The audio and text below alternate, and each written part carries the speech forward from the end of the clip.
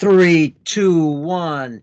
Hello, everybody. Pete Caliendo. How you doing? And welcome everybody in the U.S. and around the world. We're thrilled you can join us. Hey, guess what? We're on Facebook Live. We're on Twitter Live, and we're also on YouTube. And we're going to be on the podcast at the same time. So, everybody, thanks for joining us. We're going to have a great show. This is day 17 for me. I think I don't even know. I'm counting. It's day 17, but still have another month. Hopefully everybody's following all the rules. If you aren't, you don't have the thing to worry about. Things are going to be great as long as we all follow what they're telling us to do and enjoy your time at home with your family. Prepare for when this is all over. There's going to be some great things around the world. Now, everybody around the world might come back at a different time, but we will all be back. So just enjoy yourself. Try to get on, some Skype with your friends all over the world or anybody you know, your classmates. There's so many things you can do. So let's get started, man. We got a great friend, Andy Berglund, on the show, and I'm going to let him pronounce it. I think in Swedish it's Berglund. No, Andy, what's it called? Andy Berglund. Andy Berglund in Swedish.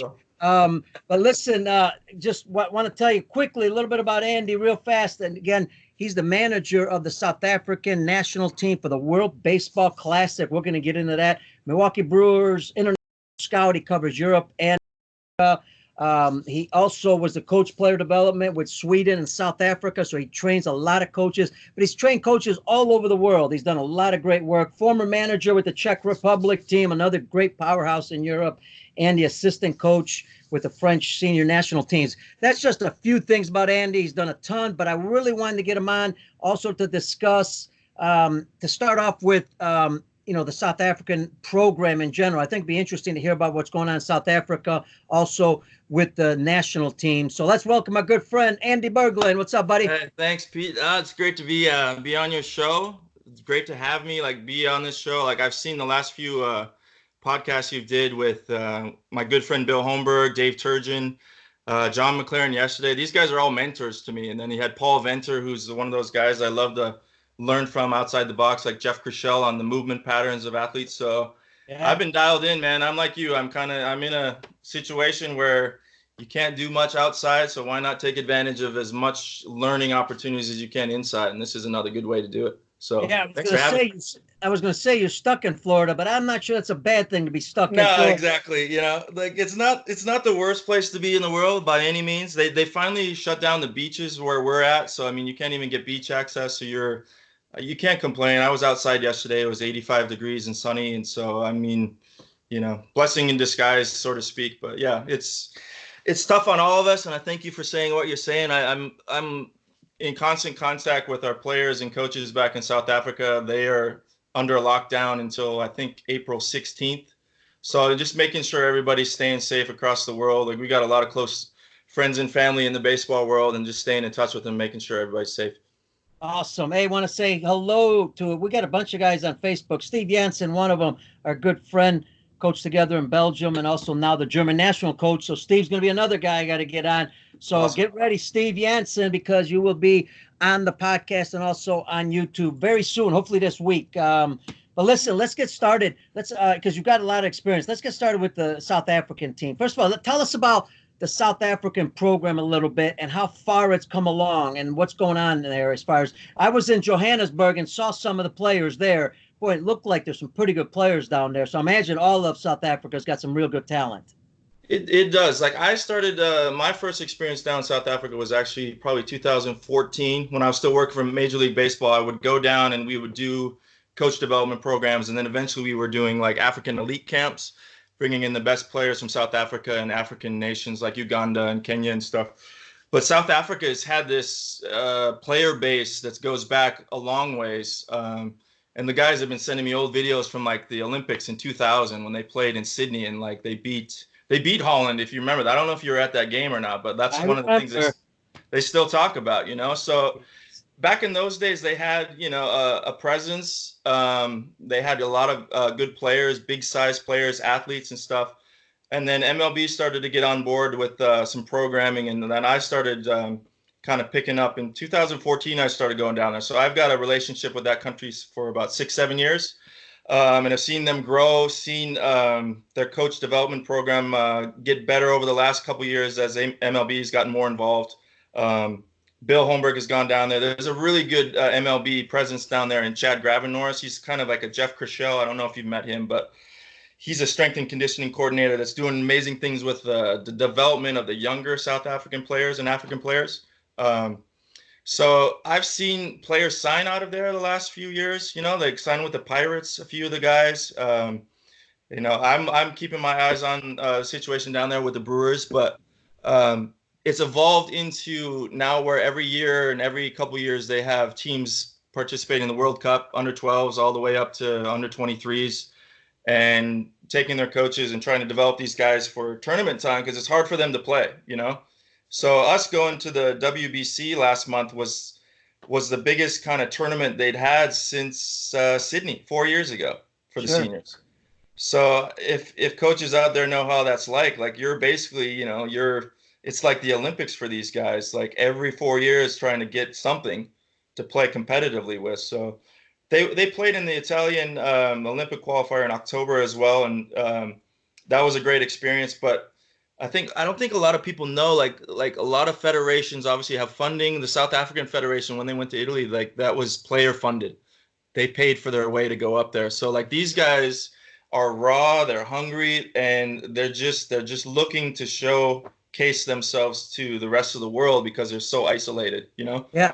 And when a player has to raise the money and do that kind of stuff, I mean, you're invested. Like you said, you're hungry. There is some benefits to that. I'm going back in the old days. I'm going back in 25 years ago. When we first started the 16U national team for the U.S. baseball, those kids were raising the money for that. I mean, whether it was Ben Grieve or Jason Worth or whoever it may have been, David Ross. I mean, they had to raise the money for that type of stuff, and they were a little bit more hungry.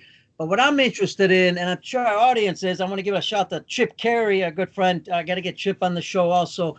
I want to, South Africa, there's a reason MLB's there. So I want to know a little bit more about what's that main reason. I mean, obviously you want to be all over the world, but what's so special about South Africa? You look at Cuba, you look at the Dominican, you obviously know what the special things are already. But when we look at South Africa, not everybody knows exactly why we're looking at players there.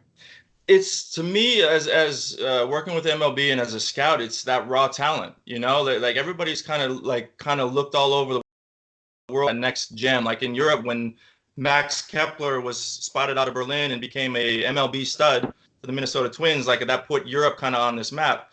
And now South Africa has got its own big leaguer in Gifton Gope, who made the big leagues with the Pirates a couple years ago. So I think that opened the eyes to a lot of people that okay, it is not as developed. There's not as many leagues and professionalism as we're used to in other countries, but they have the talent to produce a big leaguer. He comes out of a very, very small club in Johannesburg, South Africa. His brother also signed a few years ago. So they're it starts to wake you up to okay, baseball truly is a global game. And then when you start to find these rare gems in these countries, then the MLBs of the world and the scouts of the world start coming down there. And we noticed that in Uganda as well. Uganda to me is still the untapped market of African baseball. And South Africa is just more established with more fields, more leagues, more coaches, So there is also for me, and you can correct me if I'm wrong, as a baseball coach and a baseball player, I always appreciated the toughness of the individual playing this. No doubt about it. So you're talking about a country that loves rugby, okay? So now you're taking rugby guys and putting baseball jerseys on them with the same mindset. And it's so much fun to coach that mentality. You just have to it's like taking a rough diamond and then polishing it into something special. So I love coaching those guys, man. And I think that's also why there's more and more interest down there, because that's one of the toughest things to teach is the six tool. We can discover talent and guys that can throw hard and move right, but these guys have the six tool that's already kind of in their DNA. And so I think that's one of the toughest things to coach, to be honest with you. And you might agree, not agree, but agree. They have it. They have it in their blood.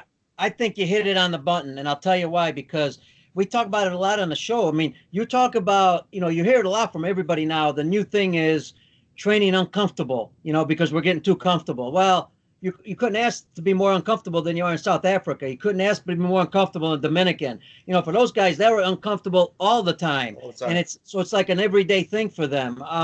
Hey, I want to give a shout out because a good friend of mine, Warren Brule, Dr. Warren Brule, he goes to Kenya a lot, and he just mentioned a lot of talent in Kenya. They've been doing a lot of baseball stuff down there on their own. He just volunteers his own time. He goes down, works with kids down there.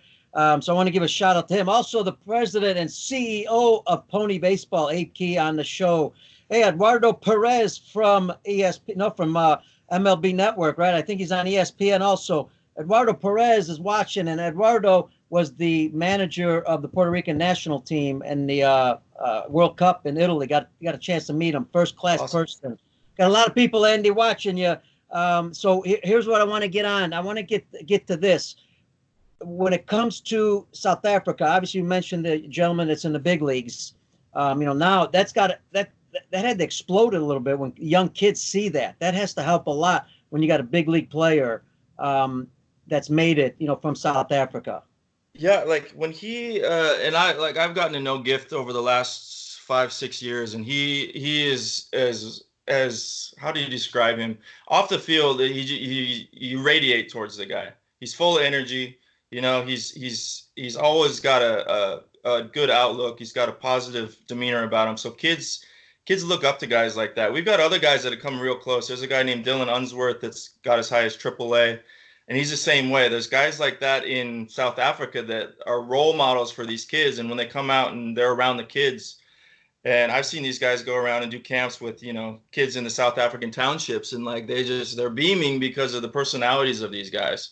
And Gift's no different. Gift is just, his personality would fill this room and then some, So when you have that kind of ambassador for the sport, of course, I think you're going to have kids kind of look up to them. They don't have Gift's not on TV all the time like the rugby players down in South Africa, but everybody, if they talk about baseball, they know the guys like Gift Ngope, they know Dylan Unsworth, they know Anthony Phillips, who came very close to making it. They know these guys, and they have somebody to look up to. It's a blueprint for them to say, okay, I'm an 8-year-old kid in South Africa. I don't have a chance. It's like, no, that's not true, because Gift proved that wrong. He's a 1 in a billion is the documentary that I heard is going to be made out of him. So it's awesome. It's good. I think you hit another area too. It's kind of special, and that is the love for the game that they have. The smiles that you see all the time. You just can't help. It's hard to teach that. You got to love the game, and you got to enjoy it, obviously. Now, when you go to South Africa and you're working with a lot of young kids, and I know you've worked in academies all over the world for MLB, you were a consultant for them, and you still go to a lot of academies. Yeah. When you're working with the young kids in South Africa, is it the same? Do they lack the same skills, or do they need to work on the same things that kids pretty much around the world work on, or are there certain things that they really need more work on than others? It's still it's the fundamentals, and having the coaches know the fundamentals. I know when you go around and do ISG clinics and go around the world, that's an emphasis with all coaches, is like teaching the right fundamentals. And I think Bill hit it on the head. Bill Holmberg hit it on the head. Like, one of the things that all the European and African countries are just struggling with when it comes to competing against the USA and Japan and the top tier programs is the arms. The arms are just it's an arms race. It's hard to develop arms in these countries because they don't necessarily have the programs, the coaching to do it. They don't long toss enough. The seasons are a little bit different.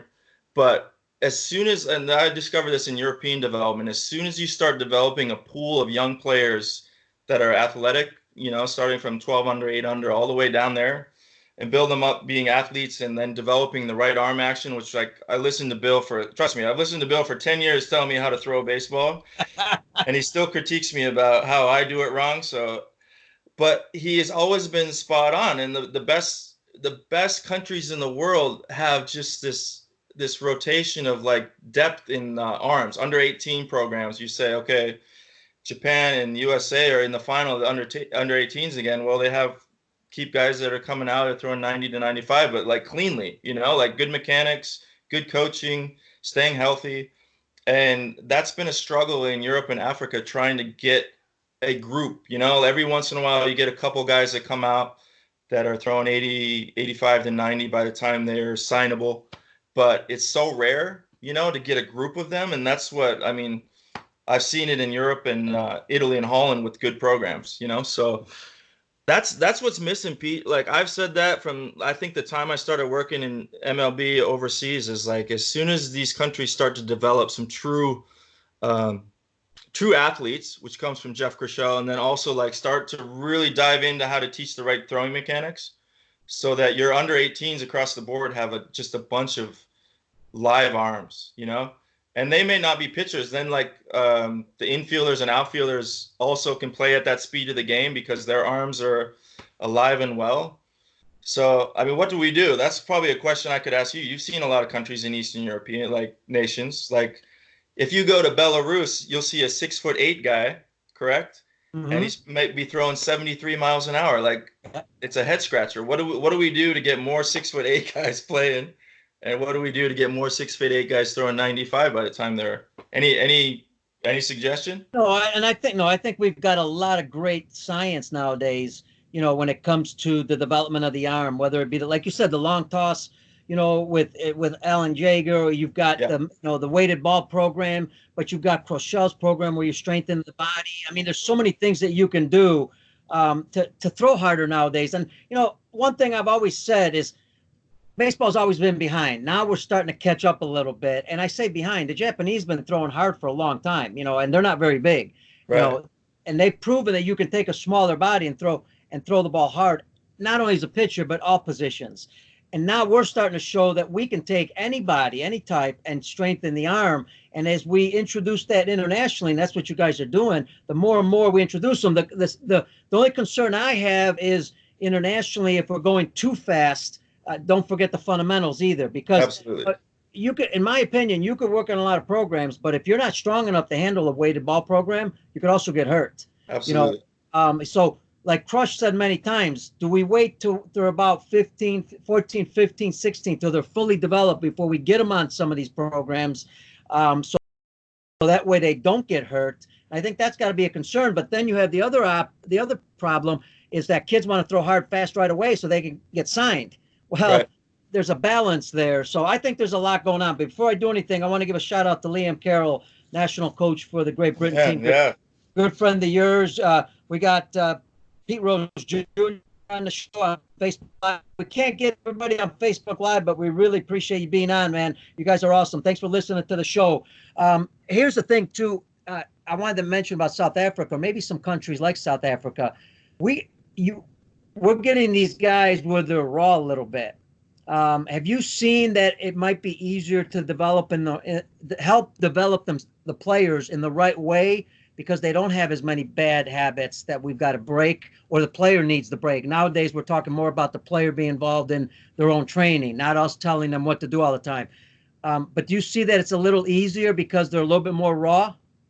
I think so. I think that's part of the thing I've learned about coaching over the years too, is not to overcoach. If you have an athlete, like what we're trying to train is athletes. Like the best MLB guys that wind up making it to that select 800 special group are all incredible athletes. They, like, you could take Mike Trout and he could play catcher like the next day if you needed him to. Like, these guys are unbelievable athletes. So when you find the athlete, and that's what we've been working on in these countries all the time, is like identify how to develop quickness and do all these things with athletes at a young age. Because once you have that, and that's what we have in South Africa and some of the African countries, like Uganda is starting to develop that as well. But once you have that athlete, you can do so much to mold it. You don't have to overcoach it. They already have. I can give you an example of an MLB camp a few years ago where we picked a kid from Burkina Faso. Do you even know where Burkina Faso is? No clue. He was unbelievably athletic. Like, and he probably played 4 competitive baseball games a year. You know what I'm saying? And he came to the camp, could hit left-handed with like this smooth swing. I was like, and it was just because he had this natural athletic ability to him.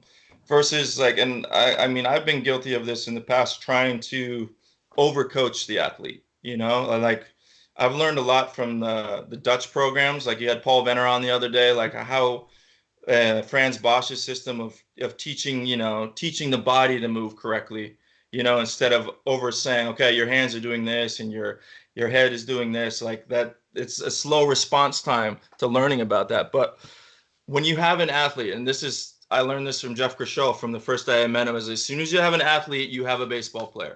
And as soon as you can get your real coaching into him, like the mentality of how to play, he's going to figure it out.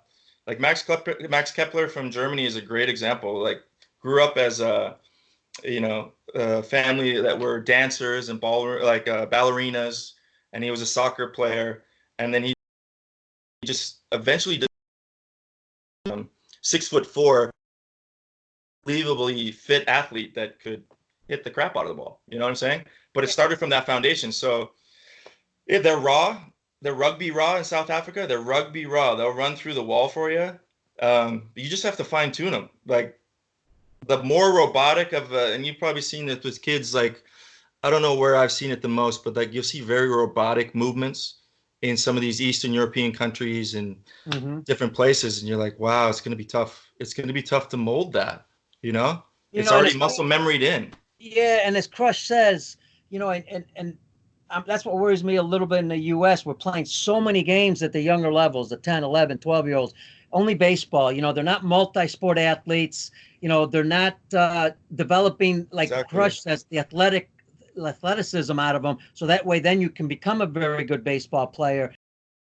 That's a concern. And my other concern, I want to ask you about this, is big question comes up, and it's not just about South Africa, but I think in Europe and and in the U.S. that also, a lot of these teams play a tournament. They might play 5 games, on a weekend, or 4 games, but they only have 2 good pitchers, and maybe they have 5 good pitchers. What's your recommendation for getting started, and teaching countries in doing something different than only having the 2 pitchers? Yeah, and I've seen this all over Europe and Africa. It's number one. It starts from the coaches being able to teach right throwing. Number one. So those players are not get hurt once you teach them properly, and then it's about getting them out there and trusting the fact that this is their developmental time. Like all the way up to your 18 and 19, we're not teaching them according to the LTAD model. We're not teaching them how to win yet. We're teaching them how to develop their skills as a player, and I think that gets lost in the shuffle a lot.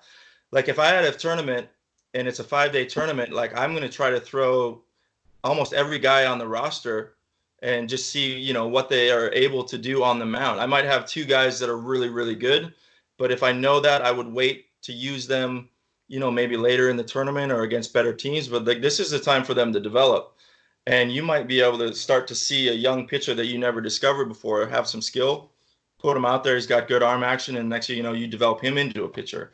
Every I don't know, every under 15 team should have a roster. If the roster is 15, should have a roster of 15 pitchers. That's my opinion.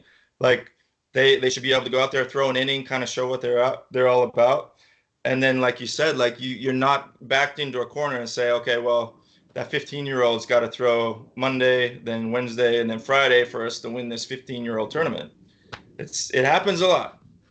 But the other thing I want to ask you about is once you have these pitchers in your training, you've also got to prepare them for the real situations. It's one thing about just throwing on the mound to be able to throw some strikes. What are some things that you guys teach the coaches in the academies or yourself when it comes to training camp that can help transfer that pitching into real situations? So that way, when you get to the real one, you're not surprised. Just it's a ton of live situations, live scrimmaging, like making the field shorter as well. Like we're always aware, and I saw Bill talk about this. We're always aware that we're a little bit slower in terms of the speed of the game when we play against the top teams in the country. So we'll shorten the field because we need to feel the speed of that game. So we do anything and everything in practice to feel game-like, like I know you've probably done it at your trainings where if you go live, you got a 1-1 count and it's a situation that you want to run.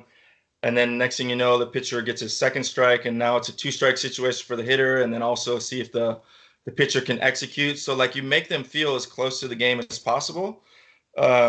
At all times. Like I loved putting together a practice plan that like kind of got through the fundamentals of things and then doing as much things that simulated live baseball as possible. You know, Love like just like we got really good at practicing. Let's put it that way. You practice, you practice, you practice. But these guys in South Africa, they have their seniors, for example, have maybe a 25, 30 game season, and then the junior level is even less. You know, so like I would play, put situations in, and slow the game down to teach them the correct, the correct thing to do in that situation. If it was a bad relay and there was no backing up, or if there was just miscommunication, stuff like that, like that's our best chance to do it. Because like once you get on the field, like it's like, all right, here we go. What do you got? No, and I love that. I think that's a great point you brought up. Hey, folks on Facebook Live, if you have any questions, just type them at the bottom and we'll ask the questions to Andy. You know what I love about that is, especially when we're talking about not playing enough games, because, you got the flip side. In the U.S., we play a lot of games now, but then you're at Europe, you're not playing as many as you should. So what a great way to do that by playing scrimmage games constantly, or just games within your own team, because during the week they can't play games, right? So now suddenly they're increasing that aspect. Are there any things that you might do to make it, and this is the tough part, I know that's pretty realistic, but is there anything that you might do to make it as realistic as possible? Do you do anything in the bullpen? Do you do anything in anything else you could think of that can help our coaches to make it as real as possible? Or is it something where they need to practice also things that happen the most in a game? Because sometimes we could practice a million things, but Yeah. a million things don't happen in a game. Yeah, I believe like just full-heartedly in like purposeful practice. So like I know like a lot of players will just go through the motions when it comes to their batting practice, for example, and their bullpens as a pitcher.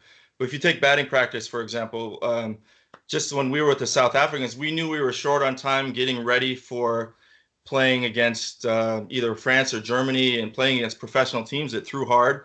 So in our batting practice, like we were specific about, okay, we want to be really good at scoring runners from third base when we have the opportunity. Okay. So executing the infield in situation, executing the infield back, but actually like having the guys feel how necessary it was for them to do that. And sometimes the only way to do that is to kick them out of the cage every once in a while and say, hey, you're not executing, and that comes with putting a bunt down. That comes with executing a hit and run. And you can do the same in the bullpens, I believe, too, like being able to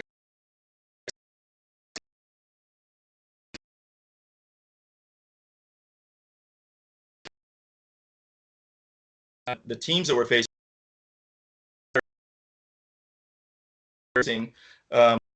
for Germany right now. This is what he does. This is where he goes. Here's how we're getting them out the first inning. Here's how we're getting them out the next time he's up, right? And that's like a purposeful bullpen. And I think that carries a lot of weight, because I believe the more comfortable they are in the plan, and like just preparing for this plan, they go out there and that's all they're worried about. They're not worried about anything. They're worried. They're just about execution at that point, I think. So that way is like try to simulate something that is very similar to the game, live, make them feel. I love bringing a stopwatch out and always hitting a ground ball and putting 4.2 seconds on it from home to first to see if guys are really, fielding a ground ball and getting it over there in 4.2 seconds. So it's game like versus, not. So that's kind of like a feel thing once you realize you're, are we still going? I don't know if I lost you, Pete.